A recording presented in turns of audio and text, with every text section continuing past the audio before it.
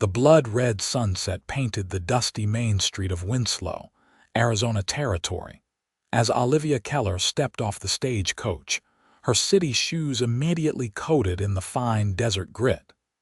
She knew coming west in 1883 was a gamble, but the letter burning a hole in her reticule gave her no choice. Her brother was dead, and someone needed to answer for it. The weight of the 6 weeks' journey from Boston settled in her bones as she surveyed the rough-hewn town. Winslow wasn't much to look at, a collection of wooden structures scattered along the street like a child's discarded toys. The distant whistle of a train reminded her that civilization wasn't completely absent, but the wildness of the frontier pressed in from all sides. "Madam, your luggage," the stagecoach driver called, dropping her trunk unceremoniously into the dust. "Thank you," Olivia replied, her voice still carrying the refined tones of her New England upbringing.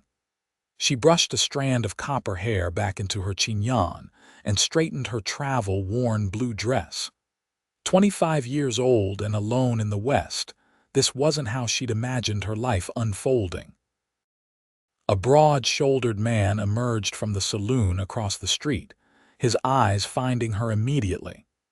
Even from this distance, she could feel the intensity of his gaze. He stood motionless for a moment before pushing his worn Stetson back and crossing toward her with long, purposeful strides.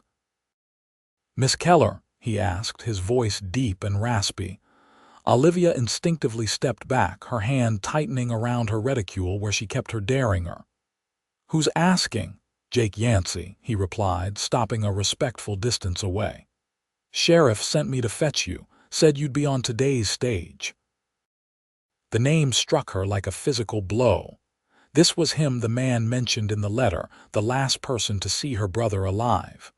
The man who'd written those damning words, "Thomas died because of me." "Mr. Yancey," she said coolly. "How convenient." His weathered face remained expressionless, but something flickered in his eyes, regret, perhaps, or guilt. "Nothing convenient about it, madam. Been expecting you since I wrote that letter." Olivia studied him more carefully. He was older than she'd imagined, maybe 30, with sun-darkened skin and faint lines around his eyes. His clothes were practical worn denim, a faded shirt, and a leather vest. The gun at his hip wasn't for show. It had the worn look of a tool used often. "I'll take my own transportation to the hotel, thank you," she replied stiffly. Jake nodded once, then surprised her by reaching for her trunk. "Hotel's a quarter-mile down. No sense in dragging this through the dust." Before she could protest, he'd hefted her trunk onto one shoulder with an ease that spoke of years of physical labor. "I owe your brother that much," he added quietly. "And more." Something in his tone gave her pause. The letter had been sparse on details, saying only that Thomas had died during a cattle drive, and that Jake Yancey took responsibility. She'd come west for answers and perhaps revenge, but the man before her didn't match the villain she'd constructed in her mind. "Very well," she conceded, falling into step beside him. "But don't mistake this for forgiveness, Mr. Yancey. I've come for the truth about my brother's death." "Never expected forgiveness, Miss Keller," he replied, his eyes fixed on the road ahead. "And the truth is exactly what you deserve." The silence stretched between them as they walked down Winslow's Main Street. Curious glances followed them. A well-dressed Eastern woman and the town's best-known cowboy made an unusual pair. Olivia held her head high, ignoring the stares.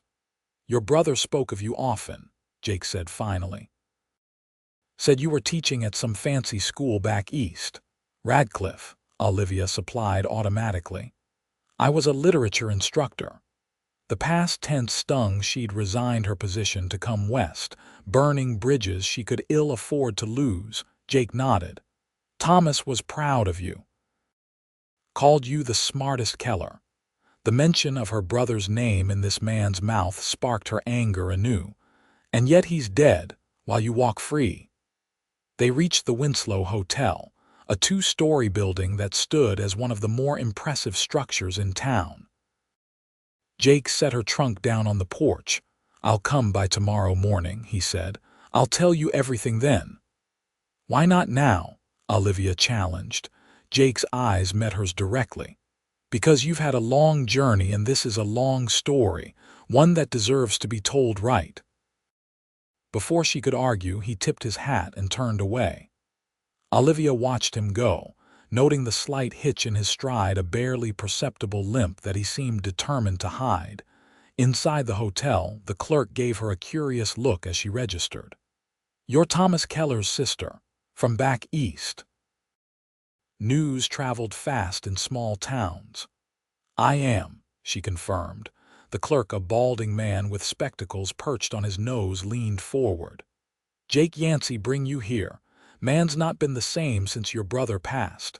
Barely speaks to anyone anymore." "I hardly see how that's my concern," Olivia replied coolly, though she filed the information away. "I'd like to be shown to my room now." As she followed the clerk upstairs, Olivia's mind raced. She'd come seeking a villain, someone to blame for Thomas's death. Jake Yancey had admitted fault in his letter, but the man she just met seemed more haunted than malicious. Her room was simple but clean: a bed, a washstand, a small writing desk, and a window overlooking the main street. After the clerk departed, Olivia sank onto the bed, exhaustion washing over her. From her reticule, she withdrew Jake's letter, the paper thin from repeated readings. "Miss Keller," it began in a surprisingly neat hand, "it is with the deepest regret that I must inform you of your brother Thomas's passing on April 17th. He died while we were moving cattle north to Colorado. His death was not quick, and for that I am sorry.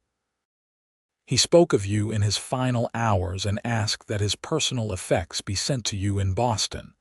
I've enclosed what money was his due from our work. I won't offer excuses.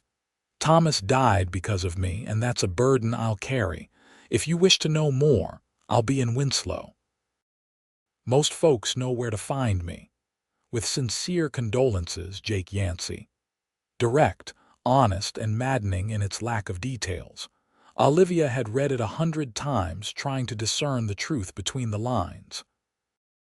Tomorrow, she would get answers, and Jake Yancey would face whatever justice those answers demanded.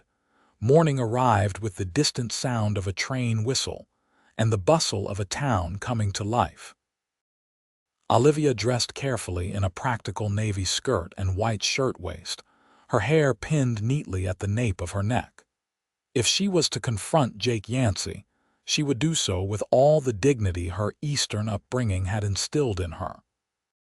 She had just finished breakfast in the hotel dining room when Jake appeared, hat in hand, his tall frame filling the doorway. Several diners glanced up with interest, watching as he crossed to her table. "Miss Keller," he greeted her, voice low. "If you're ready, I thought we might talk somewhere more private." Olivia nodded curtly, gathering her gloves. "Lead the way, Mr. Yancey." Outside, Jake guided her toward a hitched wagon. "I thought we'd ride out to my place," he explained. "It's about 3 miles north of town." Olivia hesitated. "Is that necessary?" "What I have to show you is there," he said simply. When she still looked uncertain, he added, "Mrs. Talbot from the Mercantile will be joining us. She's bringing supplies out to my ranch anyway." As if on cue, a stout woman in her 50s emerged from the general store, waving cheerfully. "Morning, Jake. This must be Thomas's sister. Lord, girl, you've got his eyes." The unexpected comparison brought a lump to Olivia's throat. She hadn't been prepared for such reminders of her brother. "Thank you," she managed. Jake helped both women into the wagon, then took the reins.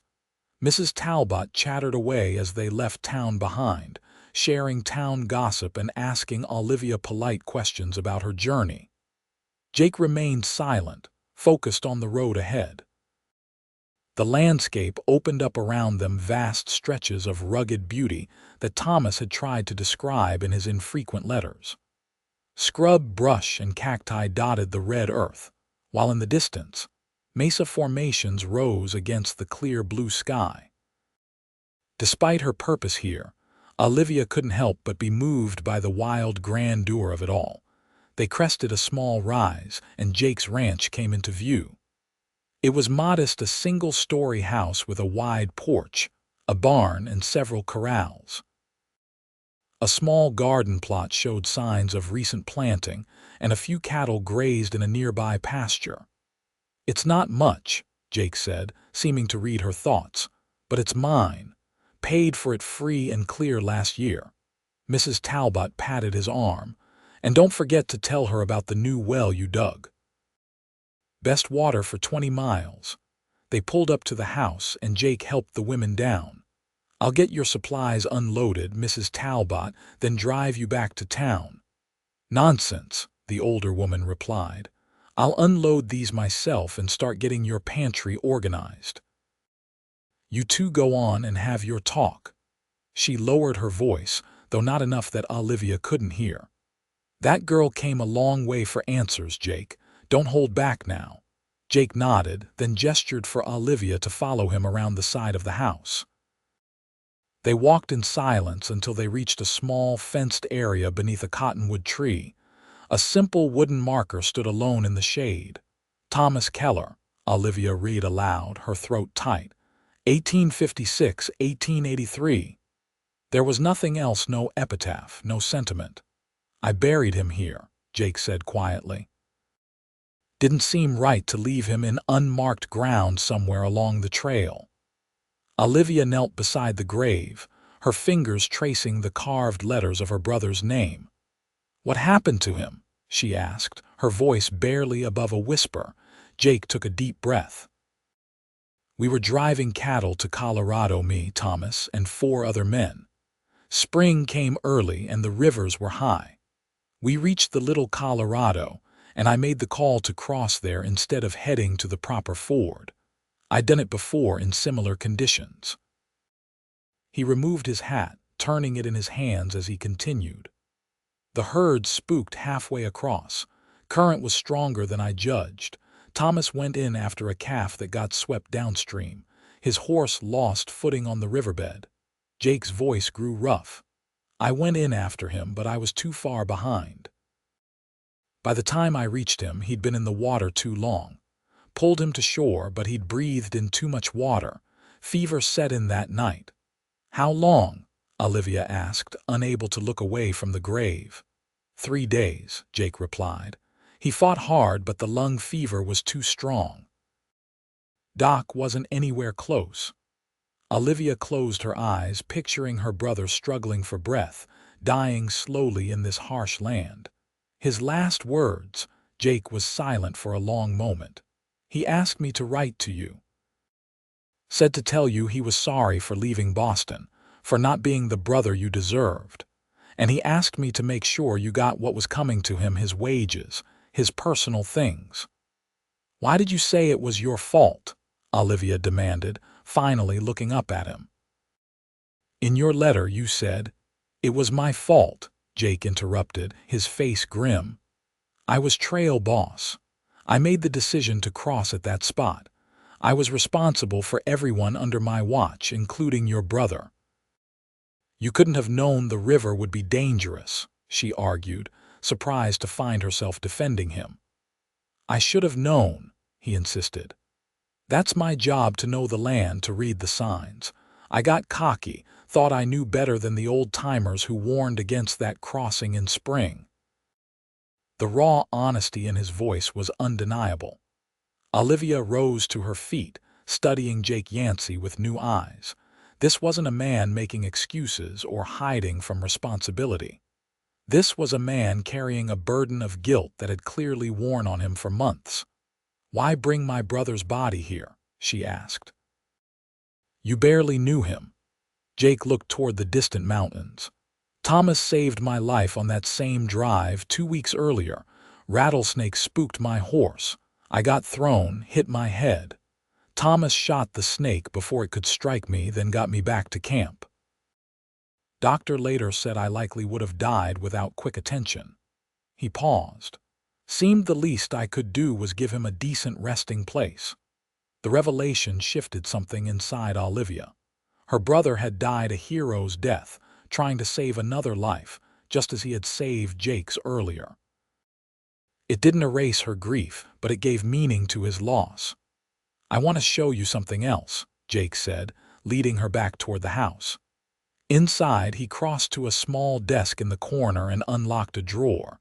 From it, he removed a leather-bound journal. "This was Thomas's," he explained, handing it to her. "He wrote in it almost every night. I've never read it, figured that wasn't my place, but I kept it safe, knowing you'd come eventually." Olivia took the journal with trembling hands. This was a piece of her brother she hadn't expected to find: his thoughts, his experiences in his own words. "Thank you," she whispered, clutching it to her chest. Jake nodded. "There's coffee on the stove if you'd like some.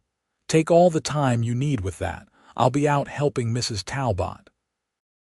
After he left, Olivia sat at the small kitchen table and opened the journal. Thomas's familiar handwriting filled the pages, recording his journey west, his first cattle drive, his friendship with Jake Yancey. "Yancey isn't like other trail bosses," one entry read. "He doesn't drink to excess or carouse in town. Keeps to himself mostly, but he's fair with the men and knows this country better than anyone I've met. Says he learned from Apaches when he was younger. If I'm going to make it out here, I'd do well to learn from him."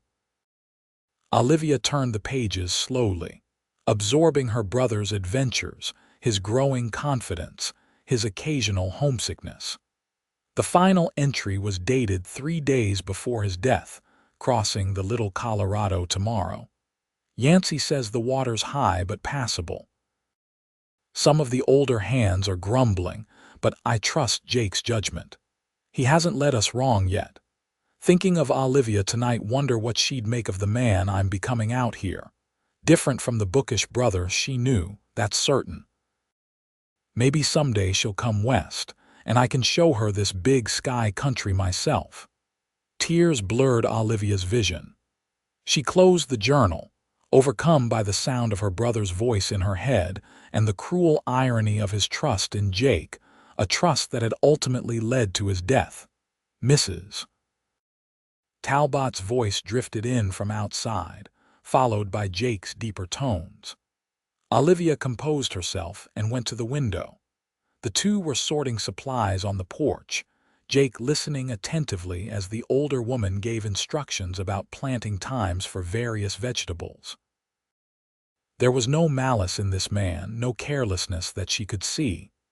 Just someone who had made a judgment call that turned tragic and who had refused to shirk responsibility for it. When Jake returned inside, Olivia had made up her mind. "I'd like to stay in Winslow for a while," she announced. "Get to know the place my brother called home." Jake looked surprised.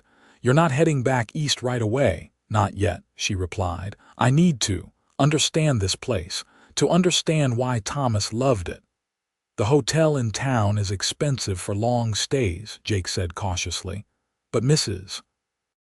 Talbot mentioned she has a room to let above the Mercantile. It's nothing fancy." "That would be perfect," Olivia interrupted. "And I'll need work. I don't intend to deplete my savings." Jake considered this. "Town's getting a proper school built. Until then, there's children learning in the church. Teacher's just the preacher's wife doing her best, but she's got no formal education." "I'll speak with her tomorrow," Olivia decided. She hesitated, then added, "Thank you for bringing me here today, Mr. Yancey. For showing me where Thomas rests." Jake nodded, a flicker of surprise crossing his weathered features. "You're welcome to visit any time. I know the ride out is long, but I'd appreciate that," she said. As they prepared to leave, Olivia took one last look at the small ranch, trying to imagine her brother here, working alongside Jake Yancey, becoming the man his journal had revealed. The weeks that followed settled into an unexpected rhythm. Olivia moved into the room above Mrs. Talbot's mercantile and began assisting at the makeshift school. The preacher's wife, Martha Williams, was delighted to have a trained teacher's help with the 20-some children of various ages who attended irregularly. Winslow was growing, situated as it was along the Atlantic and Pacific Railroad line. New faces arrived weekly, and Olivia found herself gradually accepted into the community. Her Eastern manners and education made her an object of curiosity at first, but her willingness to adapt and to share her knowledge soon earned her respect. Jake Yancey remained a peripheral figure during those first weeks. He would tip his hat when they passed on the street, inquire politely about her comfort in town, but kept a respectful distance. It was Mrs. Talbot who kept her informed about him. "That man is working himself half to death," she confided one evening as Olivia helped her close the store. "Taking on extra cattle from the Hendersons' place while they're back east, and still riding line for the Lazy S when they need extra hands." "Is that unusual?" Olivia asked, arranging fabric bolts neatly on their shelf. "For most men, no. For Jake, yes. He's always been careful, builds his herd slowly, saves his money, plans for the future. This is different, like he's punishing himself." Mrs. Talbot gave her a meaningful look. "Started right after your brother passed." The information stayed with Olivia. That Sunday after church, when Jake made his customary offer to take her to visit Thomas's grave, she accepted. The ride out to his ranch was quieter without Mrs. Talbot's chatter. Olivia broke the silence first. "Mrs. Talbot tells me you've taken on extra work lately." Jake glanced at her, then returned his eyes to the trail. "Just helping out where needed." "At the expense of your own ranch," he shrugged. "Place runs itself mostly, and I owe a few folks favors. Or perhaps you're trying to work yourself into an early grave," Olivia suggested, surprising herself with her directness. The wagon wheels creaked for several moments before Jake responded. "Wouldn't bring Thomas back if I did." "No," she agreed softly. "It wouldn't." They reached the ranch, and as had become their custom, Jake busied himself with chores while Olivia spent time at Thomas's grave. She'd taken to reading aloud from his journal, finding comfort in sharing his words in this place where he'd found purpose. When she returned to the house, Jake had coffee waiting. This, too, had become part of their ritual, a quiet hour of conversation before the ride back to town. Today, however, Olivia noticed something different on the table beside her cup. "What's this?" she asked, picking up a small wooden carving of a bird in flight. "Hawk," Jake said, his voice gruff with what might have been embarrassment. "Thomas mentioned you collected bird figurines as a girl. Found that in his things after, but wasn't sure if it was meant to be a gift or just something he picked up." Olivia turned the delicate carving in her hands. "It's beautiful. Did he buy it in town?" Jake shook his head. "He carved it himself, taught himself whittling on the trail. Said it reminded him of you, something about how you always wanted to fly free of Boston." The unexpected gift and the insight into how her brother had thought of her brought tears to Olivia's eyes. "Thank you for saving this," she whispered. Jake nodded, clearly uncomfortable with her emotion. "Been meaning to give it to you for weeks. Never seemed the right time." As they rode back to town that evening, something had shifted between them. The rigid formality began to ease, and Olivia found herself asking questions about ranching, about the land, about Jake himself. "Born in Texas," he told her when she inquired about his background.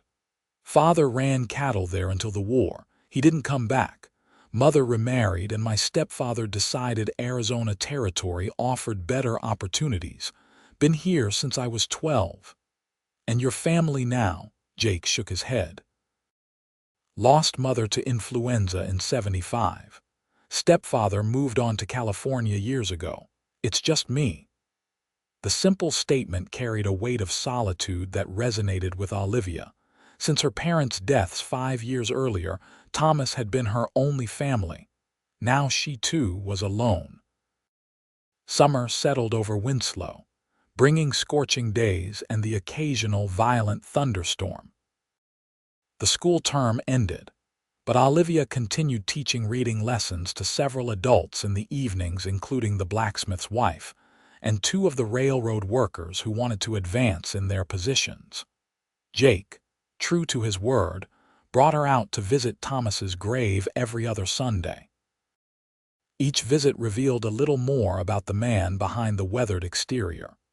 She learned he read voraciously when alone on the range, preferring history and adventure stories. He spoke passable Spanish and knew enough Apache words to trade with the tribes. He had dreams of expanding his ranch, perhaps breeding horses as well as cattle. In turn, she shared stories of Boston, of teaching at Radcliffe, of growing up with Thomas. Jake listened intently, as though trying to piece together the life his friend had left behind. "He never really fit there," she admitted one hot July afternoon as they sat on Jake's porch. "Thomas was always looking westward, even as a boy. Our father wanted him to enter law or banking, but Thomas would stare out the window during lessons, dreaming of something else. He found it here," Jake said quietly. "He took to ranch life like he was born to it, had a way with horses that most men work years to develop." Olivia nodded, finding comfort in the knowledge. In his last letter home, he mentioned a woman named Elena, said she worked at the hotel restaurant. Jake's expression changed subtly. Elena Mendoza, pretty girl, smart too. She and Thomas were sweet on each other, nothing formal yet but heading that way. "Oh," Olivia hadn't expected this. "Does she still work there? I haven't noticed her." She moved to Flagstaff after Thomas died. "Couldn't bear to stay here with the memories." Jake hesitated. They weren't engaged or anything, but they had an understanding. Thomas was saving up for a ring, another piece of her brother's life that she hadn't known. "Did you tell her how he died?" Jake nodded. "She blamed me at first." "Had every right to. And now, we made our peace before she left," he said simply. "She understood I didn't mean for it to happen, even if that doesn't excuse it." The conversation lingered in Olivia's mind as summer progressed. She found herself looking forward to her visits to the ranch, to the quiet conversations with Jake, to learning about her brother's life here. Somewhere along the way, her purpose had shifted from seeking justice to seeking understanding. In early August, disaster struck. A fierce thunderstorm spawned flash flooding throughout the region.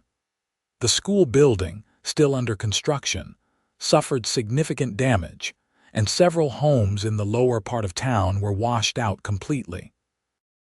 Olivia joined the relief efforts, helping organize shelter in the church for those displaced. Jake arrived in town the day after the storm with a wagon full of supplies, blankets, food from his pantry, and fresh water from his well. "Railroad bridge is washed out south of here," he reported as he helped unload. "Telegraph lines are down. We're on our own for a week at least." The town council convened an emergency meeting that evening. Olivia, as the school representative, attended alongside other business owners and community leaders. The list of immediate needs was long: rebuilding the damaged water pump, clearing debris from the streets, restoring the collapsed section of Miller's boarding house. "We'll need every able-bodied person on cleanup detail," Mayor Harrison announced. "Yancey, can you organize the men into work crews? You've got experience managing groups." Jake nodded. "We'll start at first light." For the next week, Winslow came together as a community. Men cleared debris and rebuilt damaged structures. Women cooked for the workers and tended to those who had lost their homes. Olivia found herself working alongside Jake frequently. impressed by his quiet leadership and tireless energy. On the fifth day, as they were distributing food to the workers rebuilding the school, Jake pulled her aside. "Got word from my neighbor," he said in a low voice. "Flooding hit my place hard.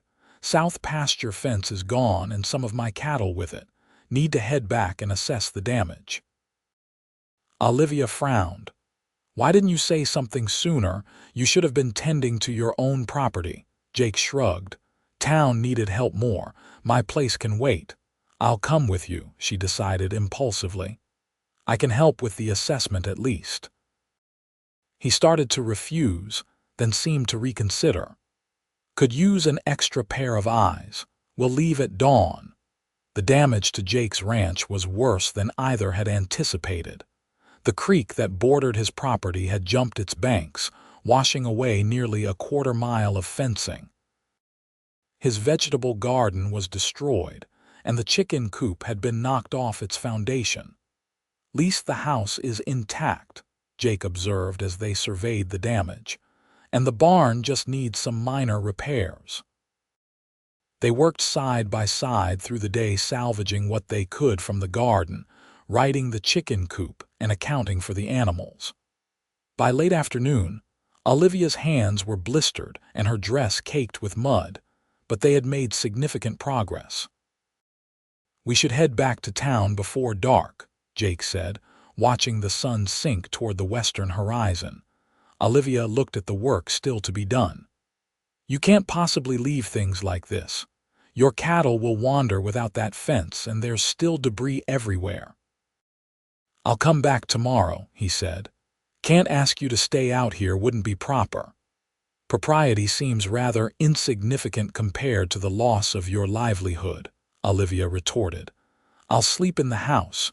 You can take the barn if it makes you more comfortable. We'll continue in the morning." Jake looked as though he might argue, then nodded. "I appreciate the help." That evening, after a simple meal cobbled together from his pantry, they sat on the porch watching nightfall. The storm had cleared the air, and stars emerged in breathtaking profusion against the dark sky. "Thomas loved nights like this," Jake said softly. "Said he never saw stars like this in Boston." "Too much coal smoke," Olivia agreed, "and too many gas lamps." She pulled her shawl closer against the cooling air. "I understand now why he stayed. This land has a power to it." Jake glanced at her. "Thought you'd be counting the days until you could return east." "So did I," she admitted. "But I've found purpose here. The children need a proper education, and I can provide that." She hesitated. "And I feel closer to Thomas here than I did in Boston. I can see traces of him in this place, in the people who knew him." The night deepened around them, comfortable silence stretching between them. Finally, Jake spoke again. "I've been meaning to ask the money I sent with Thomas's things. Was it enough? For your journey here, I mean." Olivia nodded. "More than enough. In fact, I've been wondering about that. It seemed a substantial sum for a few months' work on a cattle drive." Jake looked away. "Added some of my own. Figured you'd need it for the trip west, or maybe to bring his body back east if you wanted." The admission stunned her. "That was extraordinarily generous." "Least I could do," he replied gruffly. "Jake," she said, using his first name for the first time, "you've carried this guilt long enough. Thomas made his own choice to go into that river. From everything you and others have told me, he died trying to save another life just as he saved yours earlier. That speaks to his character, not your failure." Jake was silent for so long that Olivia wondered if he'd heard her. When he finally spoke, his voice was rough with emotion. "Doesn't change the fact that I gave the order to cross, that I put everyone in that situation to begin with." "No," she agreed softly, "but it changes how I see it, and it should change how you see it too." The night air seemed charged between them, heavy with unspoken words. Finally, Jake stood. "We should turn in. Morning comes early out here." Olivia nodded, aware that something significant had shifted between them, though she couldn't quite name what it was. They spent 3 more days at the ranch, working from dawn until dusk. Jake taught her to mend fencing, to identify which crops might recover, to read the signs of weather in the clouds and wind. In turn, Olivia organized his house, mended clothing, and kept detailed lists of what supplies they would need from town. On the afternoon of the 3rd day, as they were stretching a new line of wire fencing, Jake suddenly straightened. "Riders coming," he said, his hand instinctively moving to the gun at his hip. Olivia shaded her eyes against the sun. 3 men on horseback approached from the direction of town. As they drew closer, she recognized Mayor Harrison and 2 of the town council members. "Yancey," the mayor called as they reined in. "Been looking for you. Train got through this morning with relief supplies and work crews for the railroad." His eyes darted to Olivia, taking in her mud-stained work dress and loosened hair. "Miss Keller, folks in town were getting concerned about your extended absence." The implication was clear in his tone. Olivia felt her cheeks warm with indignation. "Mr. Yancey's property suffered significant damage," she replied coolly. "As the sister of his former employee and friend, I felt it my Christian duty to assist. Mrs. Talbot was fully aware of my whereabouts." The mayor cleared his throat. Of course. Just thought you'd want to know school committee's meeting tomorrow to discuss resuming lessons next week." "I'll be there," Olivia assured him. After the men departed, an awkward silence fell between her and Jake. "I'm sorry about that," he said finally. "Small towns and their talk." "You have nothing to apologize for," she replied firmly. "We've done nothing improper." Jake looked at her directly, his expression serious. "No, but they'll talk anyway. Might damage your standing in town, your position at the school." "Let them talk," Olivia said with more confidence than she felt. "I know the truth, and so do you." They rode back to town that evening, arriving just as darkness fell. Jake escorted her to Mrs. Talbot's door, tipping his hat formally before turning to leave. "Jake," Olivia called after him.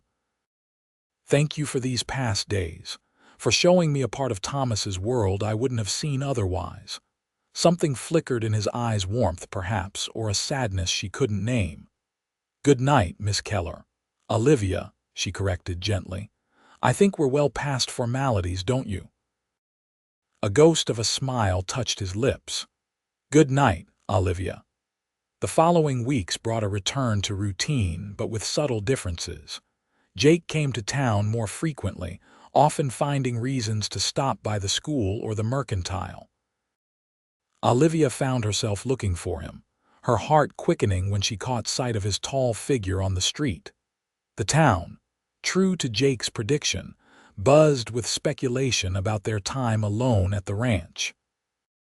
Martha Williams approached her after church one Sunday, concern evident in her kind face. "Olivia, dear, you know I think the world of you," she began carefully. "But there's talk, and as school teacher, you're held to a higher standard than most." "I appreciate your concern," Olivia replied evenly. "But Mr. Yancey and I have done nothing inappropriate. He was my brother's friend and employer. I was helping him recover from flood damage, nothing more." Martha patted her hand. "Of course, dear, just be mindful of appearances." "A single woman in your position." The warning was gentle but clear. Olivia nodded, though inwardly she bristled at the constraints of small-town propriety. In Boston, she had chafed under similar restrictions, the rigid expectations for a woman of her station, the limited paths her life could take. That afternoon, Jake arrived to take her to Thomas's grave as usual. As they rode, Olivia shared Martha's warning. "Might be best if we're not seen alone together so often," Jake suggested, though his tone suggested he disliked the idea as much as she did. "Don't want to compromise your position here." "Is that what you want?" Olivia asked directly. Jake's hands tightened on the reins. What I want and what's best for you might be different things. The answer both frustrated and intrigued her. At the ranch, they fell into their usual routine, Olivia spending time at the grave while Jake tended to chores. When she returned to the house, he had coffee waiting. "I've been offered a position," she announced as they sat at his kitchen table. "The railroad company needs someone to teach the children of their employees. They're building a proper school in Flagstaff." Jake's face remained carefully neutral. "Better pay than Winslow, I'd imagine." "Considerably," she confirmed. "And housing provided. Sounds like a good opportunity." His voice was even. "When would you leave?" "I haven't accepted yet," Olivia said, watching him closely. "I wanted to consider all factors first." Their eyes met across the table. Something unspoken hung in the air between them, a tension that had been building for weeks, perhaps months. "What's keeping you in Winslow?" Jake asked quietly. Olivia took a deep breath. "I think you know." The clock on the wall ticked loudly in the silence that followed. Jake set his coffee cup down carefully. "Olivia," he began, his voice rough, "I'm not the kind of man you were raised to consider. I've got little education, less fortune, and a reputation that's caused you trouble already." "I wasn't aware I'd asked you to consider anything," she replied, a hint of her old sharpness returning. "I merely stated a fact." A smile ghosted across his features. "Always did admire that directness of yours," he sobered. "The fact remains your brother died because of my decision. There's no getting past that." "I've already gotten past it," Olivia said firmly. "Thomas made his choice, a heroic one. You've honored his memory in every way possible by bringing him here, by caring for his grave, by looking after me when I arrived." She leaned forward. "The question is, can you forgive yourself?" Jake looked away, his profile sharp against the afternoon light streaming through the window. "Don't know if I can." "Then let me help you," she said softly. His eyes returned to hers, confusion evident. "Help me what? Make it right?" The simple phrase hung between them, laden with meaning. Jake stood abruptly, pacing to the window and back. "There's no making it right," he said roughly. "Thomas is gone. Nothing changes that." "No," Olivia agreed, rising to face him. "But there are different kinds of right in this world. Thomas would want both of us to find happiness, to live fully. That's how we honor him now." Jake stood very still, looking down at her with an intensity that made her heart race. "What are you saying, Olivia?" "I'm saying," she replied, gathering her courage, "that I've come to care for you, Jake Yancey. More than I expected, more than might be wise. And I believe you feel something similar for me." For a moment, he didn't move. Then, slowly, he raised a hand to her cheek, his touch feather light. "Since the moment you stepped off that stage," he admitted, "though I had no right to those feelings." "We don't choose where our hearts lead us," Olivia whispered. His hand fell away. "People will talk. They'll say worse things than they already have." "Let them," she replied with more confidence than she felt. "They'll find something new to gossip about soon enough." Jake shook his head, but there was a warmth in his eyes that hadn't been there before. "You're a remarkable woman, Olivia Keller. And you," she said, smiling slightly, "are not nearly as gruff as you pretend to be, Jake Yancey." The ride back to town that evening was different, charged with a new awareness between them. Nothing had been settled, no declarations made beyond the acknowledgement of feelings, but Olivia felt lighter than she had in months. At the edge of town, Jake surprised her by pulling the wagon to a stop. "I'm heading to Prescott tomorrow," he said. "Cattle buyer wants to meet, won't be back for Sunday's visit to the grave." Disappointment flooded her. "How long will you be gone?" 4, maybe 5 days," he hesitated. "When I get back, I'd like to call on you properly, if that's acceptable." The formal request made her smile. "It's more than acceptable." Jake nodded, his expression softening. "I'll be thinking about what you said, about making things right." The days of Jake's absence dragged by with excruciating slowness. Olivia threw herself into school preparations, trying not to count the hours until his return. On the fourth day, as she was inventorying supplies in the nearly complete schoolhouse, Martha Williams arrived with a strange expression. "Olivia, dear," she began hesitantly. "Have you heard anything from Mr. Yancey?" A chill ran through her. "No, not since he left for Prescott." "Why?" Martha twisted her hands together. "There's word of trouble on the Prescott Road. Stage was robbed 2 days ago and a rancher was found shot yesterday. They're saying it might be the Carson gang." Olivia's throat went dry. "Jake knows that country, he'll be careful." "Of course," Martha agreed, though her worried expression remained. "I'm sure it's nothing to fret over. Just thought you should know people are talking." The next day brought no news, nor the day after. By the 7th day since Jake's departure, Olivia could barely concentrate on her work. After school, she went directly to Sheriff Davis's office. "Any word about the trouble near Prescott?" she asked without preamble. "Or about Jake Yancey?" The sheriff, a graying man with a perpetually tired expression, shook his head. "Telegraph's still down between here and there, Miss Keller, but Yancey's a capable man. Wouldn't worry over much." "He said he'd be gone 4 or 5 days at most," Olivia persisted. "It's been a week." Sheriff Davis sighed. "Business sometimes takes longer than expected, or he might have taken shelter somewhere until the Carson situation settles. Those boys have been hitting travelers hard lately." Olivia left unsatisfied, her worry growing with each passing hour. That night, unable to sleep, she made a decision. In the morning, she visited the livery stable. "Need to rent a horse," she told the stableman. "One that's trail-worthy." The man looked at her dubiously.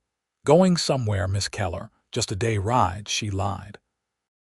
"Thought I'd visit the Yancey ranch while he's away. Check on things." It took some persuasion and considerably more money than the rental should have cost, but by mid-morning, Olivia was riding out of town on a steady mare, a small pack of supplies tied behind the saddle. She'd left a note for Mrs. Talbot explaining her absence, though not her true destination. The road to Prescott was well-traveled but lonely. Olivia had never ridden this far alone, and despite her determination, anxiety gnawed at her. By late afternoon, she'd covered perhaps half the distance and was considering where to make camp when she heard riders approaching from ahead. Heart pounding, she guided her horse off the road, concealing herself behind a stand of scrub oak. 3 men passed, riding hard toward Winslow. None was Jake. As darkness fell, Olivia made a small camp in a sheltered wash, grateful for the skills she'd learned during her time at Jake's ranch.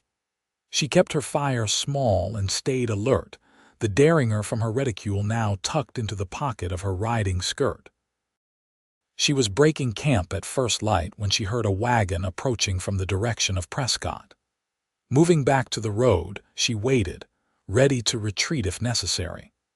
The wagon came into view, a farm wagon driven by an older man with a woman beside him. Olivia stepped into their path, raising her hand. "Excuse me," she called. "I'm looking for information about Jake Yancey from Winslow. Have you seen him in Prescott?" The couple exchanged glances. "You a friend of Yancey's?" the man asked cautiously. "Yes," Olivia replied. "He's overdue returning from a cattle sale." The woman leaned forward. "Mr. Yancey's at Doc Simmons's place in Prescott, miss. Got himself shot during that Carson gang trouble." Olivia felt the blood drain from her face.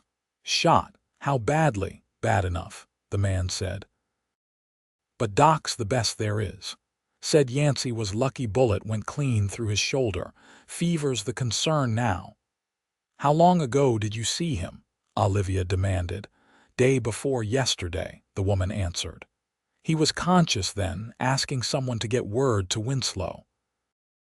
"But the telegraph is down, yes," Olivia finished. "Thank you for telling me." They offered her a ride, but Olivia declined, determined to reach Prescott as quickly as possible. She pushed her mare harder than was wise, stopping only when necessary to rest the horse. It was nearly dusk when she rode into Prescott, asking directions to the doctor's house at the first opportunity. The town was larger than Winslow, with more substantial buildings and a busier main street. She found Dr. Simmons's home and office on a side street, a tidy two-story house with a sign indicating the doctor's practice. A middle-aged woman answered her knock. "Can I help you, miss?" "I'm looking for Jake Yancey," Olivia said, her voice steadier than she felt. "I was told he's being treated here." The woman, presumably Mrs. Simmons, looked her up and down, taking in her dusty riding clothes and wind-tangled hair. "And you are Olivia Keller," she replied.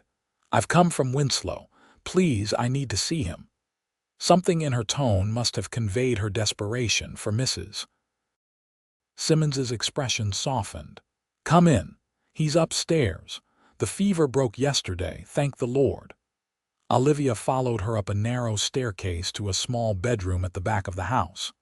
Jake lay on the bed, his face pale against the white pillowcase, his left shoulder heavily bandaged. He was asleep or unconscious, his breathing steady but shallow. "Jake," she whispered, moving to his bedside. His eyes fluttered open, confusion giving way to disbelief as he focused on her face. "Olivia, how?" "Hush," she said, taking his hand. "Don't strain yourself." Jake struggled to sit up, wincing at the movement. "You shouldn't be here. The road isn't safe." "So I gathered," she replied dryly, "considering you managed to get yourself shot." A ghost of a smile touched his lips. "Wasn't intentional. What happened?" she asked, perching carefully on the edge of the bed. Jake closed his eyes briefly. "Finished my business in town. Was heading back when I came across the Carson boys robbing a family. Father was hurt bad. Couldn't just ride past." "Of course you couldn't," Olivia murmured, stroking his hand. "Always the hero." He shook his head weakly. "No hero, just did what anyone would do. Got the family away but took a bullet for my trouble. A clean shot through the shoulder, Mrs. Simmons tells me." "Could have been worse," Jake agreed. "Doc says I'll have full use of the arm eventually." His eyes searched her face. "Olivia, you shouldn't have come alone. It's too dangerous." "I couldn't wait in Winslow wondering if you were dead or alive," she replied simply. Jake's fingers tightened around hers. "Thought about you the whole time. What you said about making things right." Before she could respond, the door opened, and a gray-haired man in a waistcoat entered. Dr. Simmons, presumably. "Ah, our patient's awake," he observed. "And you must be Miss Keller. My wife mentioned we had a determined visitor from Winslow." He approached the bed, professionally assessing Jake's appearance. "Fever's staying down. That's good. How's the pain?" "Manageable," Jake replied. The doctor nodded. "You're lucky, Mr. Yancey. Another inch to the right and we'd be having a different conversation." He turned to Olivia. "He'll need at least another week of rest before attempting the journey back to Winslow. And even then, he shouldn't ride too much strain on that shoulder." "We'll hire a wagon," Olivia said decisively. Dr. Simmons looked between them with interest. "My wife's preparing a room for you, Miss Keller." "I insist you stay with us tonight. You look dead on your feet." Olivia started to protest, then realized how exhausted she truly was. "Thank you, doctor. That's very kind." After the doctor left, Jake's expression grew serious. "You shouldn't have risked yourself coming here." "And you shouldn't have confronted armed robbers alone," she countered. "Yet here we are." Jake's lips curved slightly. "Stubborn woman." "Reckless man," she replied, but there was no heat in her words. "Rest now. We'll talk more tomorrow." The next morning, Olivia sent telegrams to Mrs. Talbot and Sheriff Davis in Winslow, explaining the situation. Then she settled in to help with Jake's recovery, assisting Mrs. Simmons with changing bandages and ensuring Jake ate properly. "Not used to being fussed over," he grumbled on the third day, as Olivia insisted he finish his broth. "Get used to it," she replied. "Consider it practice for your future." Jake raised an eyebrow. "My future includes being ordered about over soup." "It might," Olivia said, a slight blush coloring her cheeks, "depending on certain decisions yet to be made." His expression softened. "Been thinking about those decisions a great deal." Before he could continue, Mrs. Simmons bustled in with fresh bandages, effectively ending the moment. But that evening, when Olivia brought Jake his dinner tray, he patted the edge of the bed. "Sit with me a while," he asked. She settled beside him, noting with satisfaction that his color was much improved. "Dr. Simmons says you can travel in 3 more days if your progress continues." Jake nodded, then reached for her hand with his uninjured arm. "Olivia, when I was lying on the road after being shot, thinking I might not make it, I had one regret." "What was that?" she asked softly. "That I'd let guilt keep me from admitting how I feel about you." His eyes held hers steadily. "I've been carrying Thomas's death like a stone around my neck, using it as a reason to keep my distance when the truth is I was afraid." "Afraid of what?" "Of caring for someone that much again. Of the possibility of loss." He took a deep breath. "But nearly dying has a way of clarifying things. Life's too short for such fears." Olivia's heart raced. "And what have you clarified exactly?" "That I love you," he said simply. "Have for months now. Probably since that first day you came to the ranch and stood at Thomas's grave with your back straight as a pine, refusing to show weakness even in your grief." Tears sprang to Olivia's eyes. "I love you too, Jake. It happened so gradually I scarcely noticed until it was already fact." His hand tightened around hers. "I can't offer you the life you had in Boston. My ranch is small, the work is hard, and Winslow isn't exactly a cultural center." "I don't want Boston," she assured him. "I want the life I've found here. Teaching children who are eager to learn, knowing my neighbors, seeing the stars at night." She smiled. "And loving a man who embodies the best qualities of this frontier: strength, honesty, and deep compassion." Jake pulled her gently toward him, mindful of his injured shoulder. When their lips met, it felt like the culmination of a journey neither had planned but both had somehow been destined to make. "The cowboy said, 'It's my fault,'" Jake murmured against her lips. "And the lady said, 'Then let me help you make it right.'" Olivia smiled. And so she did. True to Dr. Simmons's prediction, Jake was well enough to travel 10 days after Olivia's arrival in Prescott. They hired a wagon with a driver, making the journey back to Winslow in easy stages. The town's reaction to their return and to the news of their engagement was mixed. Some, like Mrs. Talbot, were delighted. Others whispered about the impropriety of Olivia marrying her brother's former employer, especially one who bore some responsibility for Thomas's death. "Let them talk," Olivia said firmly when Jake expressed concern. "They'll adjust or they won't. Either way, we know our own hearts." They were married in the Winslow church that October, with Mrs. Talbot standing as Olivia's matron of honor and Sheriff Davis as Jake's best man. After the ceremony, they rode out to the ranch to their home. Jake had prepared a surprise: a new headstone for Thomas's grave. The simple marker had been replaced with proper granite, engraved with his name, dates, and the words, "A true friend, a loving brother, a man of courage." He saved what mattered most. Tears filled Olivia's eyes as she read it. "It's perfect," she whispered. "Thank you." "Seemed right," Jake said, his arm around her waist, "for him to be part of our beginning here." They stood together in the fading light, paying quiet respect to the man whose life had brought them together, whose death had nearly kept them apart, and whose memory would always be honored in their home. As they walked back to the house, their house now, Olivia felt a sense of rightness settle over her. This wasn't the life she had imagined for herself in Boston, but it was the one she had chosen, with a man she loved deeply. "Welcome home, Mrs. Yancey," Jake said as they crossed the threshold. Olivia smiled up at him.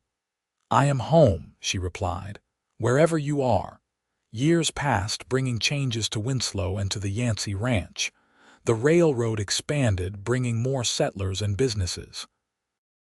The school grew from a single room to a proper building with 3 classrooms. Olivia serving as head teacher until the birth of their first child, a son they named Thomas, after her brother. A daughter, Sarah, followed 2 years later, and another son, William, 2 years after that. The ranch prospered under Jake's careful management, expanding to include a successful horse breeding operation. They added rooms to the house as the family grew, but Thomas's grave remained undisturbed, tended with care and visited regularly. On the 10th anniversary of their marriage, Jake and Olivia stood on the porch of their home, watching their children play in the yard as the sun set behind the distant mountains. "Any regrets?" Jake asked, his arm around her shoulders.